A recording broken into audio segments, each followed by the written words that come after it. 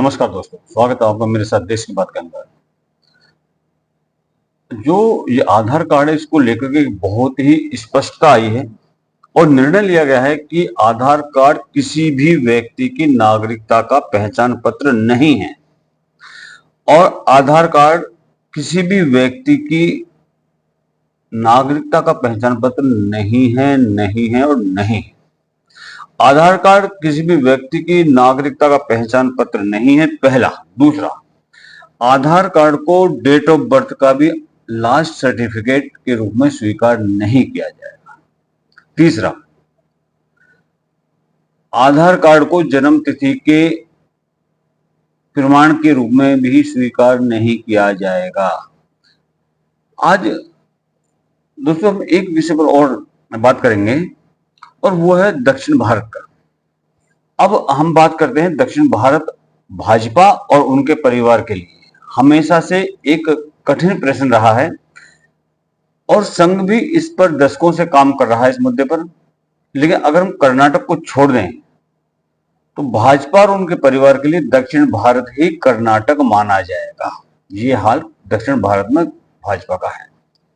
और जब भाजपा ने पहली दफा कर्नाटक में अपनी सरकार बनाई तो पूरे देश में एक संदेश गया था, एक मैसेज गया था कि भाजपा दक्षिण भारत के लिए अछूत नहीं है, मतलब इसका भी वहां पर जनाधार हो सकता है।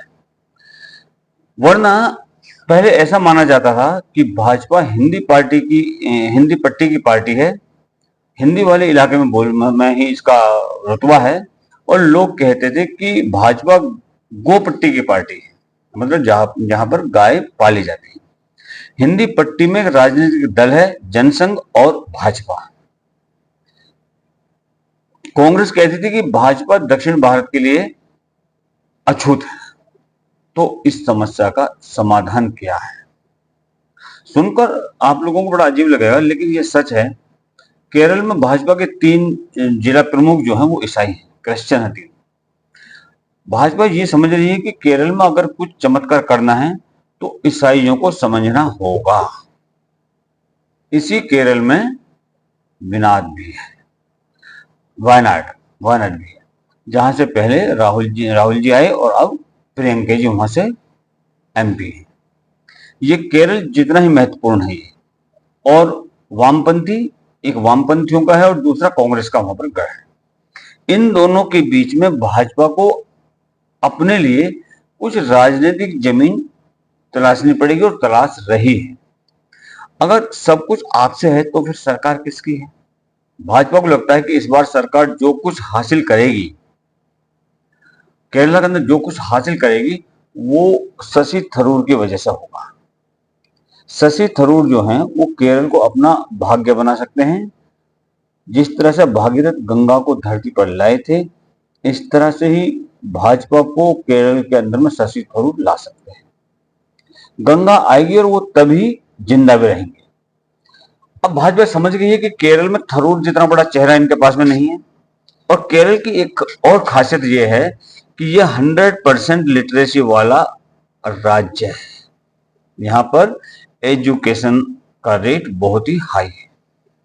शशि थरूर के यहाँ पर यूएसपी भी काफी है, बहुत काबिल भी आदमी है और पूरी दुनिया के अंदर में शशि थरूर की साख है। इधर शशि थरूर और प्रधानमंत्री जी के बीच में एक केमिस्ट्री बन गई। ऑपरेशन सिंदूर के बाद ये केमिस्ट्री बनी और उस केमिस्ट्री में दोनों के बीच में तेजी से जुड़ाव हुआ। ऐसा नहीं है कि भाजपा थरूर का कोई रिश्ता है, यह ऑपरेशन सिंदूर से पहले भी था। आपको याद होगा प्रधानमंत्री एक कार्यक्रम में गए थे केरला के अंदर में, थरूर मंच पर थे। प्रधानमंत्री ने अपने भाषण में कहा कि थरूर यहां है और इसे देख करके कुछ लोगों के पेट में ऐंठन चालू हो जाएगी, दर्द चालू हो जाएगा। ये चल रहा था, वो उनको देख करके मुस्कुरा रहे थे और वो उनको देख करके मुस्कुरा रहे थे, कुछ ऐसा ही था। थरूर और भाजपा एक दूसरे की आंखों में आंखें डाल करके बात कर रहे थे। लेकिन फिर ऑपरेशन सिंदूर के दौरान में ऐसा समय आया कि भारत को अपनी बात कहने के लिए विश्व मंच पर प्रतिनिधियों को भेजना पड़ा और उसी दौरान प्रधानमंत्री ने एक बड़े प्रतिनिधि मंडल की जिम्मेदारी शशि थरूर को सौंप दी। शशि थरूर ने अपना काम बहुत ही बखूबी निभाया, बहुत ही अच्छी तरह से निभाया। थरूर विदेश के अंदर में, विदेशों में भारत के लिए लड़ रहे थे और इधर कांग्रेस थरूर को गटर में खड़ा कर रही थी। इससे जाहिर होता है कि कांग्रेस पार्टी इस देश के साथ कहां खड़ी हुई। कांग्रेस को ना देश से कोई मतलब है, ना देश की सेनाओं से कोई मतलब। कांग्रेस को मतलब है केवल सत्ता हथियाने से। कांग्रेस कह रही थी कि थरूर भाजपाई हो गए। उसके बाद जब ऑपरेशन सिंदूर का प्रतिनिधिमंडल भारत को वापस लौटा तो थरूर और प्रधानमंत्री जी के बीच में लंबी मुलाकात हुई और फिर कुछ देशों की यात्रा पर प्रधानमंत्री ने थरूर जी को फिर विदेश भेज दिया, कुछ बड़े देशों की यात्राओं पर। इन सारी बातों से संकेत मिलता है कि प्रधानमंत्री थरूर पर भरोसा कर रहे हैं और यह भरोसा केरल विधानसभा चुनाव में काम आ सकता है।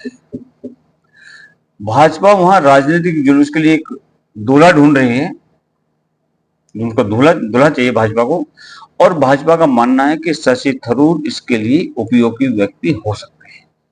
कम से कम बर्फ तो पिघली ही। केरल में कुछ हलचल मची थी भाजपा और कांग्रेस के बीच, खेमे के बीच। केरल की पूरी राजनीति बट गई थी और भाजपा का भी इसमें हिस्सा है, इसलिए चर्चाएं हो रही हैं। अब चर्चाएं हो रही हैं क्योंकि राजनीति में क्या होगा ये तो भगवान ही बता सकता है, लेकिन चर्चाएं तो हैं कि केरल विधानसभा चुनाव में थरूर मुख्यमंत्री हो सकते हैं और थरूर भाजपा में सलाहकार के तौर पर आएंगे। ये दो चर्चाएं, ऐसे संकेत कुछ समय से मिल रहे हैं और हाल ही में शशि थरूर ने आपातकाल पर एक लेख लिखा, केरल के एक अखबार के अंदर में एक आर्टिकल लिखा उन्होंने, और उस आर्टिकल में उन्होंने इंदिरा गांधी के शासन की आलोचना की, इमरजेंसी के टाइम की आलोचना की। उन्होंने इमरजेंसी के टाइम में जो कांग्रेस ने कार्य किए थे, जो नीतियां बनाई थी, उनको क्रिटिसाइज किया। अब कांग्रेस वाले कह रहे हैं कि थरूर भाजपा की भाषा बोल रहे हैं और भाजपा कह रही है कि थरूर सच बोल रहे हैं। तो अब आप समझ गए होंगे, प्यार दोनों तरफ से बढ़ रहा है।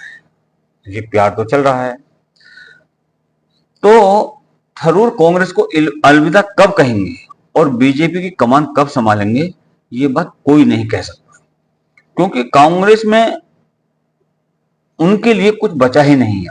ये भी तय है कि अब कांग्रेस में थरूर के लिए कुछ नहीं बचा है। गांधी परिवार से लेकर के नीचे तक अब वो अटके हुए हैं।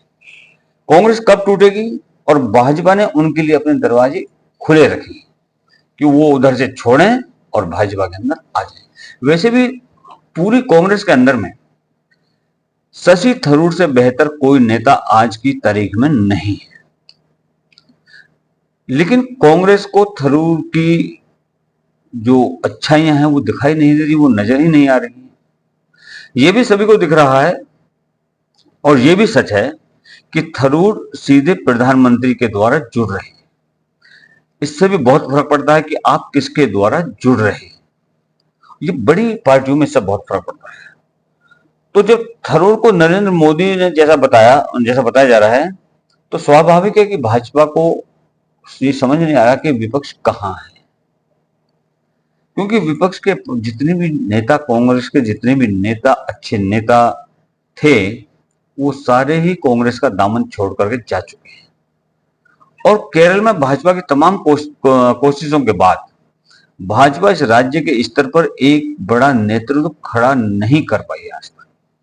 ऐसा नेतृत्व जिसकी देश के दूसरे हिस्सों में पहचान, वहां पर नेतृत्व है, लेकिन वो नेतृत्व केवल उस राज्य के अंदर है। उसको भारत के स्तर पर, देश के स्तर पर कोई ही जानता होगा, अधिकतर लोग नहीं जानते। केरल में भाजपा ऐसा नेतृत्व नहीं खड़ा कर पाई है, इसलिए शशि थरूर उस कमी को जरूर पूरा कर सकते हैं। इसलिए केरल की राजनीति पर नजर रखिए, शशि थरूर के चेहरे पर नजर रखिए, भाजपा की रणनीति पर नजर रखिए। नमस्कार, जय हिंद, जय भारत।